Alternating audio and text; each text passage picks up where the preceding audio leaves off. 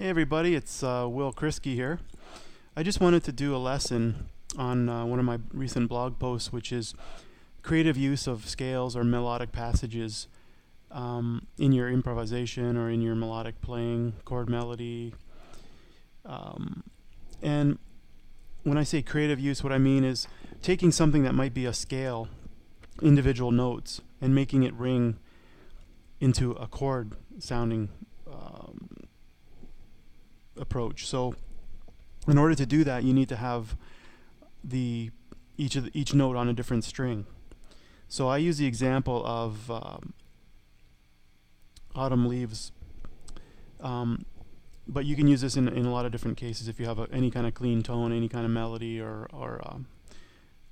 and different styles as well. It doesn't have to be jazz, but if we just take a scale passage like E, F sharp, G. So that would be the beginning of Autumn Leaves.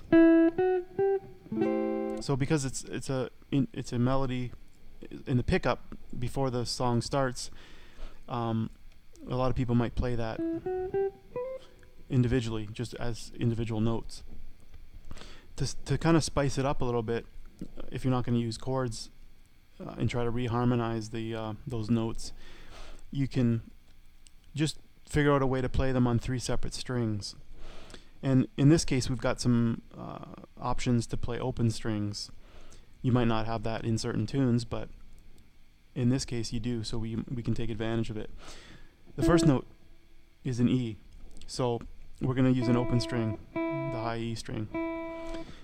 And then the next note is F sharp, so we could play that on the second string here. We could play the E open string and the F sharp on the 7th fret here.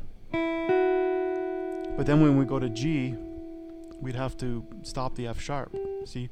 So what you want to do is you want to be able to play them on 3 separate strings. So we're going to move the F sharp up to here on the 11th fret of the 3rd string. Okay? And then we hit the G on the 8th fret on the B string. So we got... So what I found is interesting about doing this is it's a little bit tricky on your brain because you're used to scales going up, either up one string or going up to the next string. So if I go, it's an ascending line on one string. If I go, it's on 2 strings. There's different ways you can do it. But you have that general sense that the line's ascending up the frets or up to other upper strings. In this case, the order that you're playing them doesn't really make sense to your brain in that way. So it's just a matter of practicing it. So that way we've got all 3 strings ringing. Then we play the chord, let's say, in this case of Autumn Leaves. And the next one, we're going to play D, E, F sharp. So you can play the open string. I've got in my blog post that I've got a link to, there's the music for this, the sheet music in the tab. The next one is C, D, E. That's a nice way to do it. It's on 3 separate strings, and they're in the order that you would expect. And then the last one is B, C sharp, and then D sharp. So what I've done there is I've taken advantage of the B, and then I've played the C sharp on the D string and the D sharp on the G string.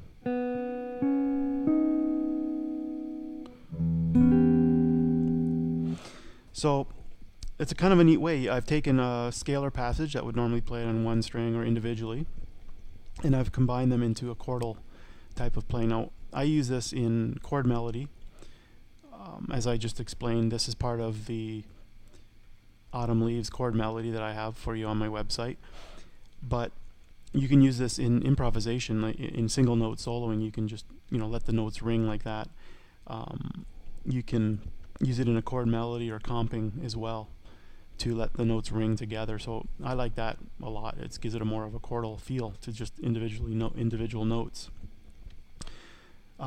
There's another song, Beautiful Love. I've got a short example, which is similar, where it's D, E, F. There's that pickup scalar. It doesn't have to be a scale to do this, but it just so happens that these are small scalar passages. So instead of D, E, F sharp, it's D, E, F. So same idea. I just go down to an F instead.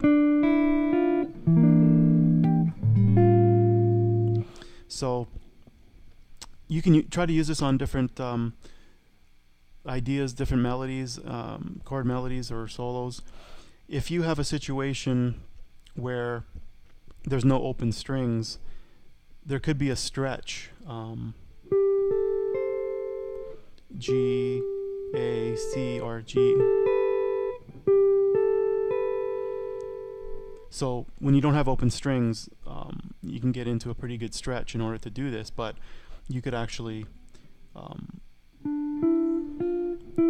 if I go D, E, and F, which is similar to what I did before, but I did this stretch, so I'm on the 12th fret on the D string, that's D, then I'm on the 9th fret on the G string, so that's E, and then I'm on the F on the 6th fret of the B string.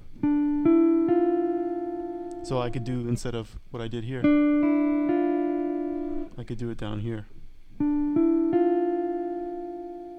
But you have to, if you're not used to that stretch, it's quite a huge stretch.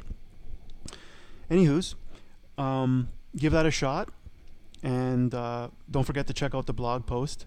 It's over at willkrisky.com.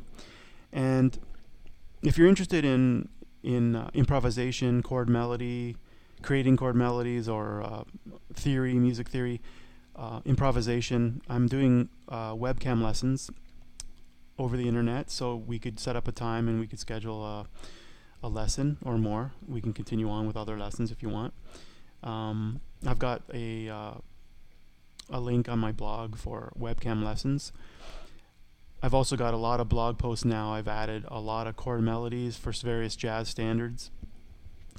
I've got standards that you can look at the lead sheet of the chords for it, along with sample performances by other, like Miles Davis and Pat Martino and all sorts of jazz greats, not just guitar.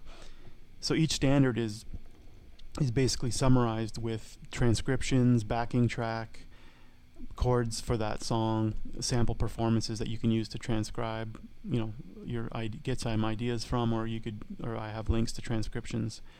So my goal is to get you guys playing songs and having one place to go to just look up any particular song you're interested in. So have fun with that and drop me a line. Let me know how it's going. Thanks, guys. See ya.